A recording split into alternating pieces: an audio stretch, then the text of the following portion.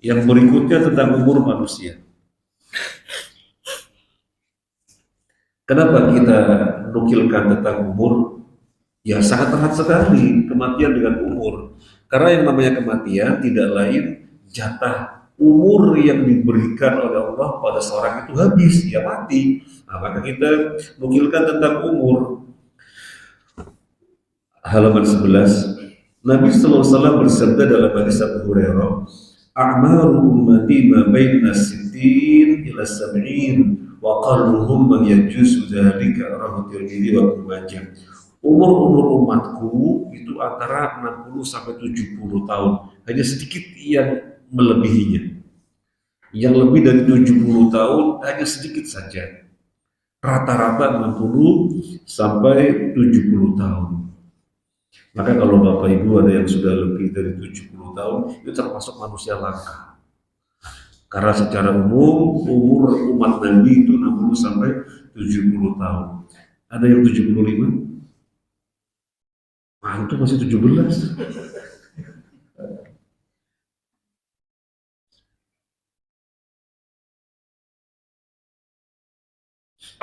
Nah, mari kita merenung. Kita sehari semalam tidur berapa jam? 6 jam. Saya nulis 6 jam itu nanya dokter dulu. Dok, saya lagi nulis buku, orang itu tidur sehari semalam berapa jam? 6 jam. Maka saya tulis 6 jam. Orang sehari semalam tidur 6 jam. Sehari semalam ada 24 jam. 6 jam itu seperempatnya dari 24 jam. Jadi seperempat umur sudah digunakan untuk tidur. Nah kalau umurnya 60 tahun, berarti seperempat dari 60, 15 tahun. Berarti orang itu 15 tahun sendiri buat tidur. Kita kalau merenung, Allah Akbar, 15 tahun buat tidur toh. Jadi kalau 60 tahun dikurangi 15, yang buat tidur tinggal 45. Nah, 45 ini belum dikurangi masa kanak-kanak kita belum balik. Belum dikurangi untuk aktivitas-aktivitas yang sifatnya mubah. Terus sisanya tinggal berapa? Lalu kita berleha-leha, tidak dimanfaatkan sebaik mungkin untuk ubudiyah, terlalu keterlaluan kita. Nah, apalagi kalau kita membaca informasi dari Allah Ta'ala di dalam beberapa ayat, nanti manusia di akhirat nanti melihat berapa lama di dunia yang sesungguhnya 60 sampai 70 tahun, tapi dirasakannya sangat sebentar sekali. Padahal 60 sampai 70 tahun, tapi dirasakannya sangat sebentar sekali. Kita lihat halaman 12, surat An-Nazi'at ayat 46. A'udzu billahi minasyaitonir rajim. Ka'annahum yawma yarawnaha lam yalbathu illa 'ashiyatan aw duhaha. Pada hari mereka melihat hari berbangkit itu, mereka merasa seakan-akan tidak tinggal di dunia, melainkan di waktu sore atau di pagi hari saja. Jadi nanti di akhirat orang melihat dulu di dunia cuma di waktu pagi saja, baru tadi pagi di dunia, atau di waktu sore saja, baru tadi sore di dunia. Jadi sebentar sekali. Jadi sebentar sekali seperti waktu pagi atau waktu sore. Ini An-Nazi'at 46. Kemudian sekarang Toha 102, 104. 102 sampai 104. Yauma yunfakhu fis suri wa nahsyurul mujrimina yawma idzin zurqa. Yatakhafatuna bainahum illa bithtum illa 'ashra. Nahnu a'lamu bima yaquluna idh yaqulu amsaluhum tariqatan illa bithtum illa yawma. Kita singkat saja ya. Illa bithtum illa yawma. Jadi orang-orang mengatakan, lah kalian kita ini tinggal di dunia cuma sehari saja. Cuma sehari saja. padahal 60 sampai 70 tahun, tapi dirasakannya cuma sehari saja. Ini surat Tauhan. Kemudian yang berikutnya surat Ar-Rum ayat 55. Wa yawma taqumu as-sa'atu yuqsimul mujrimuna ma labithu ghayra sa'ah kadzalika kanu yufakun. Pada hari terjadinya kiamat, bersumpahlah orang-orang yang berdosa, mereka tidak bertempat tinggal melainkan sesaat saja, cuma sesaat saja di dunia. Yang berikutnya Al-Mu'min atau Ghafir, Al-Mu'min atau Ghafir 112 sampai 113. Qala kam labithtum fil ardi 'adada sinin qalu labithna yawman aw ba'da yawmin fas'alil 'adin. Allah bertanya, berapa tahukah lamanya kamu tinggal di bumi?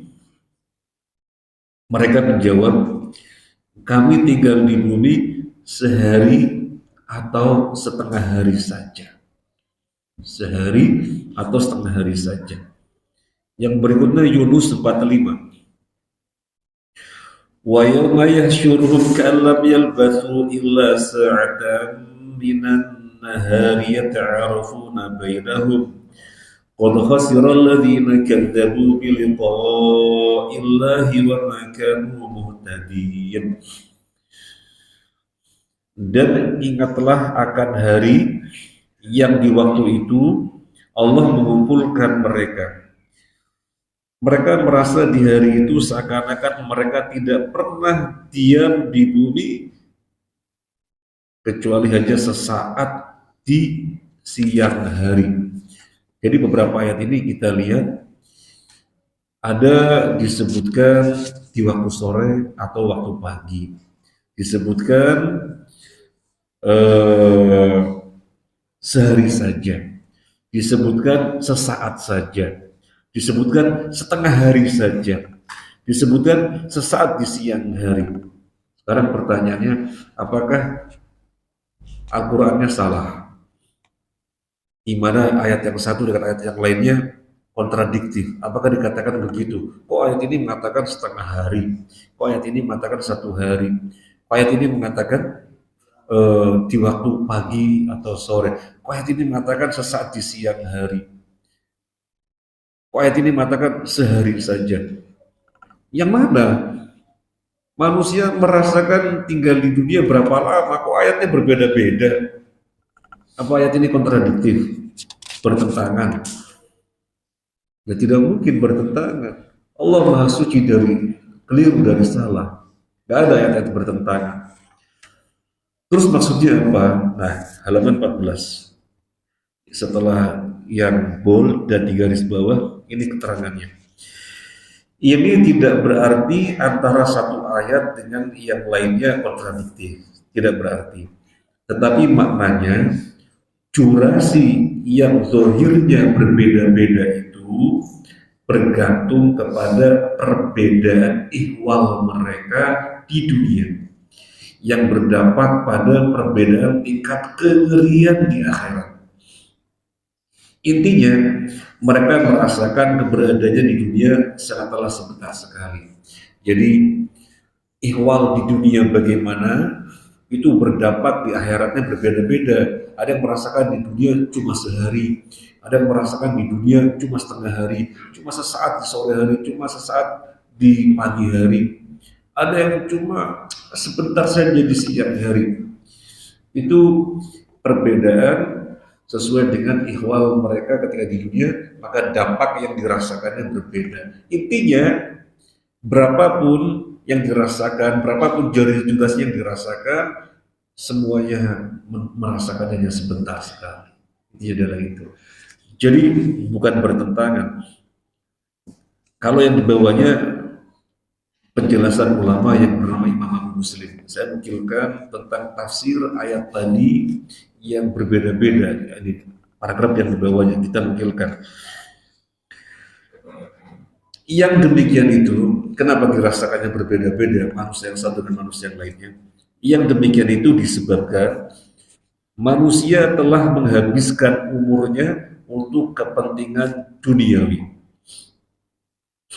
Mereka lalai dari mempersiapkan bekal untuk kehidupan akhirat sebagai kehidupan hakiki yang tidak pernah ada kematian lagi. Bahkan mereka mengejar dan terus disibukkan dengan urusan duniawi yang fana, yang hanya berumur sekitar 60-70 tahun. Mereka sangat menyesali apa yang telah diperbuatnya. Jatah umur yang diberikan oleh Allah Ta'ala tidak dimanfaatkan dengan baik. Jadi seakan-akan mereka tidak mendapatkan jatah umur kecuali sangat sedikit sekali. Ini sebagaimana yang telah dijelaskan oleh Imam Abu Muslim. Jadi demikian maksud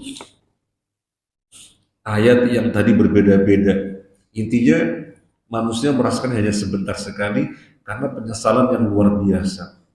Dikasih 60 sampai 70 tahun kurang lebihnya, karena tidak dimanfaatkan sebaik-baiknya, maka mereka menyesal luar biasa. Sehingga 60 sampai 70 tahun itu dirasakannya sangat sebentar sekali. Sangat sebentar sekali. Makanya sebelum hari itu datang, kita jangan sampai terlena. Karena nanti orang melihatnya dunia sangat sebentar sekali. Yang di dalam kotak, halaman 15. Betapa rugi orang yang tidak memanfaatkan umurnya untuk mempersiapkan diri bagi kehidupan yang hakiki di akhirat nanti. Untuk itu, Nabi SAW mengingatkan Abdullah bin Umar, karena sebentarnya kehidupan di dunia, apalagi nanti di akhirat manusia melihat dunia hanya sebentar sekali, maka Nabi menasihati Ibnu Umar. Ibnu Umar menuturkan sendiri, akhadha Rasulullah SAW biman kini, faqala kun fid dunya ka'annaka gharibun aw ka'abiri sabil. Rasulullah SAW megang pundakku. Rasulullah SAW megang pundakku. Beliau kemudian mengatakan, jadilah kamu di dunia seperti musafir atau seperti orang nyebrang jalan. Gimana musafir? Kita dari Surabaya ke Jakarta karena ada satu urusan, selesai ya pulang. Kita di dunia ini musafir. Kita di dunia gak selama-lamanya, kita musafir. Kalau sudah selesai, kita pulang ke kampung kita, kampung bapak ibu kita, Adam dan Hawa di surga. Insyaallah. Dunia sebentar sekali, maka jangan disia-siakan. Atau seperti nyebrang jalan dari satu sisi ke sisi yang lainnya, dari satu tepi ke tepi yang lainnya. Nyebrang jalan sebentar sekali. Dunia itu sebentar sekali. Kayak orang nyebrang jalan, maka jangan disia-siakan. Nah, ini nasihat Nabi untuk Abdullah bin Umar yang terus diingat. Akhirnya Abdullah bin Umar menasihati manusia. Jangan mendapatkan manfaat untuk dirinya saja. Jangan. Ini manfaat sekali, maka ditularkan kepada manusia. Ibnu Umar pun menasihati manusia. Idza asbahta fala tantadhirul masa. Kalau kalian di pagi hari, nggak usah nunggu sore. Apa yang bisa diperbuat di pagi hari, ya diperbuat. Nggak usah nanti sore, jangan. Pagi hari apa yang bisa diperbuat? Jadikanlah umur kita di pagi hari umur yang produktif. Nggak usah nunggu sore. Beda saya tadi sobat. Kalau kalian di sore hari, ya kerjakan apa yang bisa kerjakan di sore hari. Nggak usah nunggu pagi, nanti aja besok pagi. Apa yang bisa dikerjakan di sore, kerjakan di sore. Wahud min sihatika limarodika. Ambillah masa sehatmu sebelum masa sakitmu. Wa fi hayatika limautika, dan masa hidupmu untuk kematianmu. Hadis Bukhari. Nah, halaman 16. Jangan sampai, saya ulangi lagi, jangan sampai seseorang berumur 60 tahun tetapi belum juga memperbaiki diri, belum melakukan peningkatan kualitas budaya, padahal ia berada di penghujung jatah usianya. Ada peringatan tersendiri untuk usia 60 tahun di dalam hadis. Kalau di dalam Al-Quran yang diperingatkan umur 40. Kalau di dalam hadis yang diperingatkan umur 60. Hadis Bukhari dari Abu Hurairah, a'darallahu ila mri'in akhara ajalan hatta ballaghahu sittina sanah.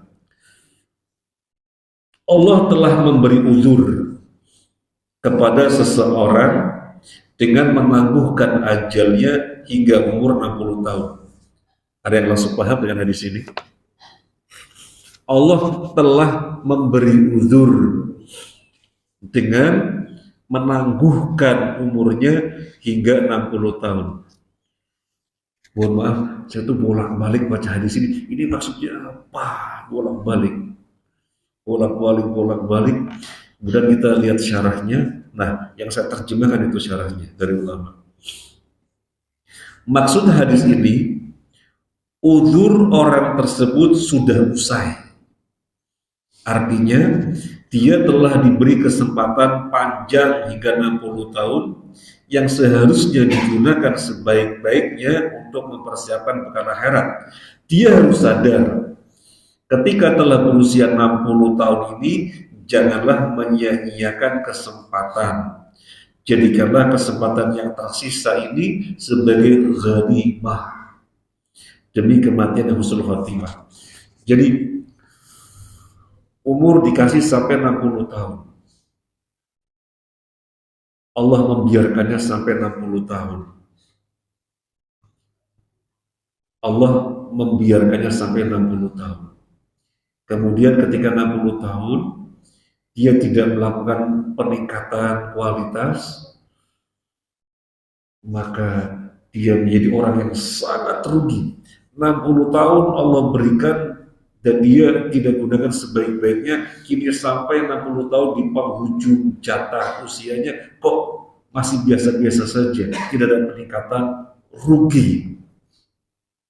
Padahal semestinya sudah 60 tahun, sudah sampai pada usia jatah yang mau habis, jadikanlah kesempatan yang ada sebagai ghanimah. Apa ghanimah? Ghanimah itu sesuatu yang sangat mahal, karena mendapatkannya dengan peperangan. Itu ghanimah. Jadi kalau kesempatan yang ada ini sebagai ghanimah, jangan disia-siakan. Dan Masya Allah, kita banyak melihat orang-orang yang sudah 60 tahun ke atas memang luar biasa sekali gitu ya. Biasanya sudah pensiunan, sudah purnawirawan, jadi banyak untuk peningkatan dia. Ya karena memang Nabi bersabda, hati-hati kalau sudah 60 tahun kok gak ada peningkatan. Terus apa berarti yang belum 60 tahun, apalagi yang ABG, nyantai-nyantai saja? Enggak. Yang ABG, yang muda-muda juga Nabi singgung. Bukan berarti yang harus waspada yang sudah 60 tahun saja. Terus yang ABG, yang muda-muda, nyantai-nyantai, enggak. Nabi juga singgung yang ABG. Halaman 17. Jika seseorang sejak sedini mungkin bisa tumbuh dengan ketaatan-ketaatan, maka keutamaannya sangatlah besar. Bagaimana tidak?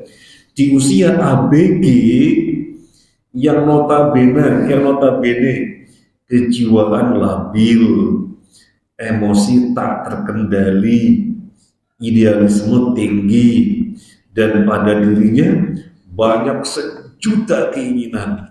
Dia juga terus mencari jati dirinya.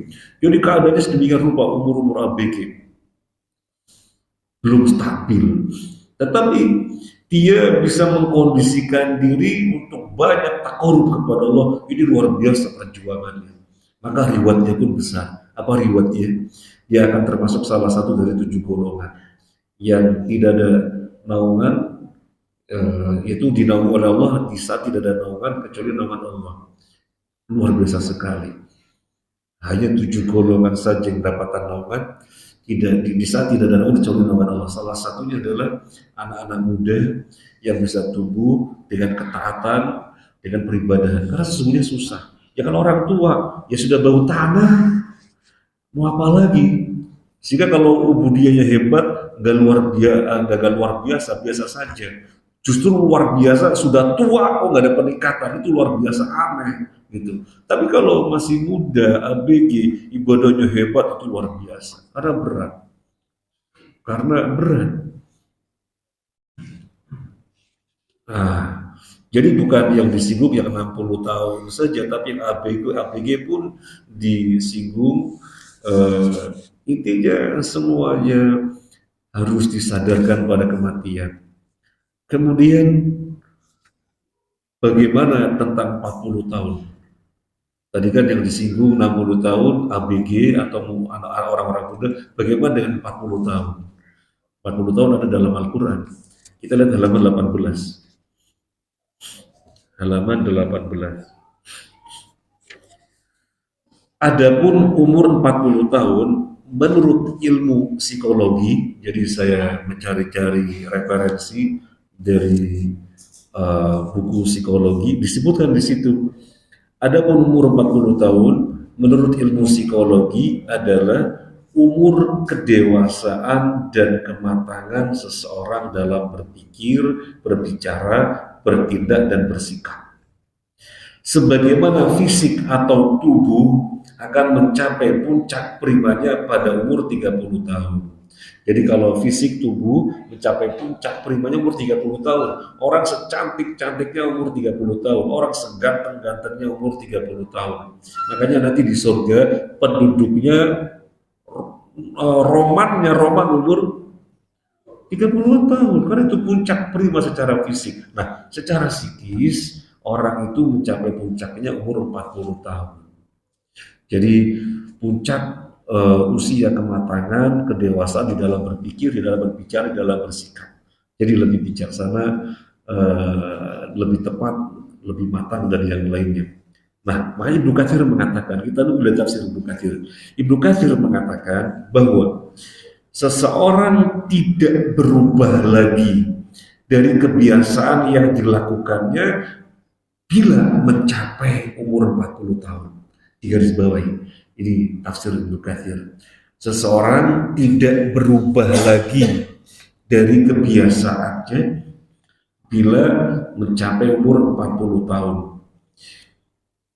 Yang di bawahnya, jadi kalau seseorang pada umur 40 tahun ini telah membiasakan dengan hal-hal baik, maka ia akan terus istiqomahnya, gampang. Umur 40 tahun membiasakan diri baca Al-Quran, maka dia akan mudah istiqomahnya. Umur 40 tahun membiasakan diri dengan qiyamul lail, maka akan mudah istiqomahnya. Maka biasakanlah dengan kebaikan-kebaikan ketika usia sudah 40 tahun, karena akan mudah mengistiqomahinya, tidak akan meninggalkannya. Ini karena Ibnu Katsir. Di dalam Al-Quran, Allah sebutkan tentang umur 40 tahun yang menunjukkan sama sebagaimana psikolog tadi, umur kematangan, kedewasaan dalam berbicara, berpikir, bersikap, bertindak tanduk, memutuskan. Kita lihat, Allah berfirman tentang usia 40 tahun. Surat Al-Ahqaf ayat 19. Ini keliru ya, 19 sebenarnya, bukan 15. Nah, terjemahnya benar 19. Hatta idza balagha ashuddahu wa balagha 40 sanatan qala rabbi awzi'ni an ashkura ni'mataka allati an'amta 'alayya wa 'ala walidayya wa an a'mala shalihan tardah wa aslih li fi dzurriyyati inni tubtu ilaika wa inni minal muslimin. Hingga ketika usianya telah dewasa dan mencapai umur 40 tahun, dia berdoa. Siapa yang ngajari doa ini kalau umur 40 tahun? Yang ngajari Allah langsung. Ini doa untuk yang sudah 40 tahun. Mas Arun sudah 40 tahun? Sudah? Belum. Ini untuk yang sudah 40 tahun. Rabbi auzi'ni an ashkura. Ya Allah, berilah aku kekuatan untuk mensyukuri nikmataka allati an'amta alayya, nikmatmu yang telah kau nikmatkan kepadaku. Wa ala walidayya, dan yang telah engkau nikmatkan kepada kedua orang tuaku. wa amal salihah, berilah kekuatan untuk beramal kebaikan, tardahu yang kau ridhoi. Ini umur 40 tahun, berilah kekuatan untuk berbuat amal saleh yang kau ridhoi. Wa aslih li fi dzurriyyati, dan perbaikilah untukku pada keturunanku. Jadi umur 40 tahun bukan umur orang memikirkan untuk dirinya saja, tapi juga sudah memikirkan untuk keturunannya. Karena ini usia-usia yang matang, usia yang puncak, usia yang prima secara psikis. Jadi sudah juga memikirkan keturunannya. Waslih li fi dzurriyyati, perbaikilah untukku pada keturunanku. Ini tubtu ilaika, aku bertobat kepadamu. Wa inni minal muslimin, sesungguhnya aku orang yang berserah diri, umur 40 tahun. Maka makna dari doa yang diajar oleh Allah, usia kematangan, usia kedewasaan, sehingga lebih tepat di dalam berpikir, memutuskan, bertindak dan seterusnya. Makanya Nabi Sallallahu Alaihi Wasallam dan nabi-nabi secara umum diangkat oleh Allah sebagai utusan yang umur 40 tahun. Jadi penjelasan Syekh Utsaimin di dalam usul fit tafsir, masih baru selesai usul fit tafsir kemarin, baru selesai mau ganti kitab. Syekh Utsaimin menjelaskan demikian, lihat halaman 20. Syekh Utsaimin rahimahullah di dalam kitabnya usul fit tafsir mengatakan Muhammad sallallahu alaihi wasallam ketika diangkat menjadi rasul berumur 40 tahun. Demikianlah, ini masih ucapan Syekh Utsaimin. Demikianlah yang masyhur di kalangan para ahli ilmu. Qiraatan dari Ibnu Abbas radhiyallahu anhu atau Sa'id bin Al-Musayyab dan yang lainnya bahwa umur 40 tahun adalah umur kedewasaan dan kematangan seseorang dalam berpikir dan bersikap. Selesai dari Syekh Utsaimin rahimahullah. Jadi para nabi itu hampir semuanya umurnya 40 tahun baru diangkat menjadi rasul. Kecuali siapa nabi yang belum umur 40 tahun sudah diangkat menjadi rasul? Nabi Yusuf ketika dicemplungin ke sumur itu sudah dapat wahyu. Dan Nabi Isa ketika masih kecil mengatakan qala inni Abdullah ataniyal kitab wa ja'alani nabiyya. Yang lainnya umur 40 tahun. Misalnya yang diambil tentang Nabi Musa. Firman Allah untuk Nabi Musa, falamma balagha asyuddahu wastawa. Yang digarisbawahi kalimat wastawa. Falamma balagha asyuddahu wastawa. Ketika Musa sudah pada usia dewasa dan wastawa, kokoh. Para tafsir mengatakan orang kokoh itu umur 40 tahun.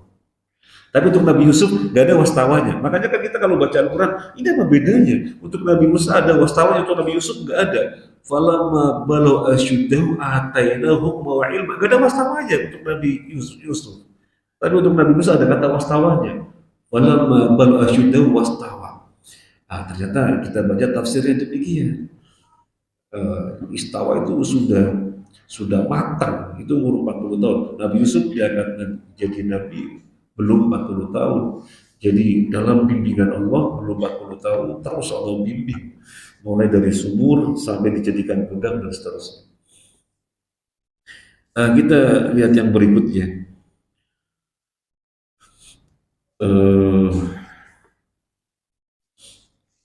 Ini sampai jam berapa misalnya? Sampai jam berapa?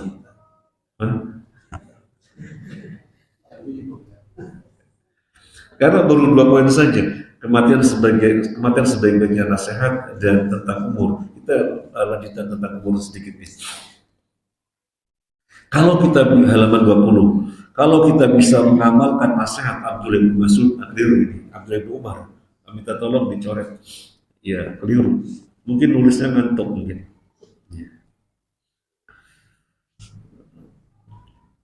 Memang kita itu punya semangat itu ya, tapi memang usia sudah membatasi. Saya kemarin sudah bawa kitab, bawa laptop dari kantor ke rumah. Niatnya nanti malam mau begadang. Baru jam 9:30 sudah gak kuat. Kita lagi nulis lanjutan Asmaul Husna. Ya, usia. Kalau kita mengamalkan nasihat Abdullah bin Umar radhiyallahu anhu, bisa kita termasuk kais. Kais. Kais itu apa? Kais itu orang yang cerdas, orang yang bijak. Itu kais.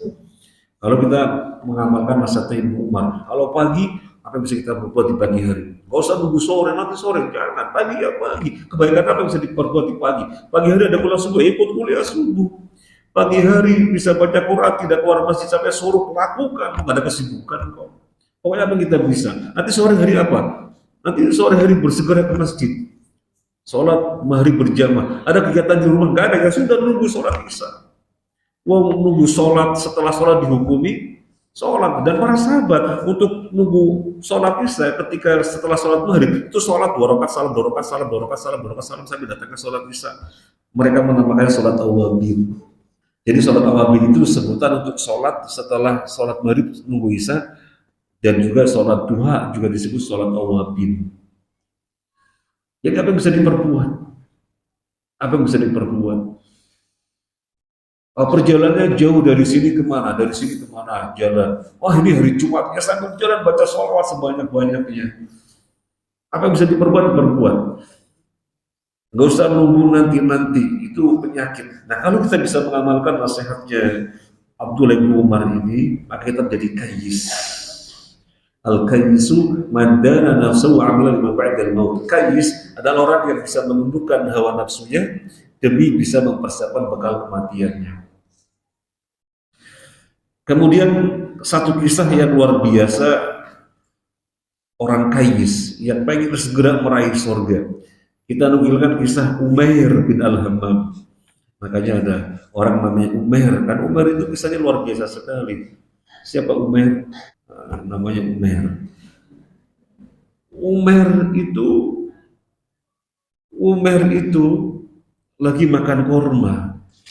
Dan waktu itu ada seruan jihad. Ya Rasulullah, kalau aku gabung di jihad, aku mati masuk surga. Iya.